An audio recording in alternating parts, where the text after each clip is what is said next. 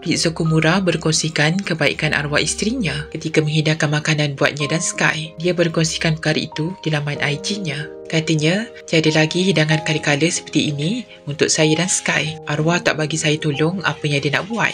Dia suka buat sendiri. Sampaikan pinggan mangkuk pun dia tak bagi saya cuci. Kalau saya cuci, dia akan cuci balik. Bantu rumah pun dia tak nak, kecuali setiap hari Jumaat 4 jam saja pembantu rumah datang. Itu pun sebelum pembantu datang, dia akan pastikan rumah bersih. Pembantu cuma mop, sapu, lap-lap cermin dan iron baju. Selebihnya semua arwah yang buat. Mulia sungguh hati arwah. Sebelum pembantu datang, dia akan sediakan makan dan minuman untuk pembantu.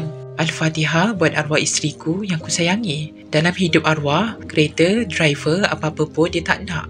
Cuma dia nak saya, Sky dan Mak Lia. Yang paling arwah suka adalah travelling. Al-Fatihah permaisuri hatiku.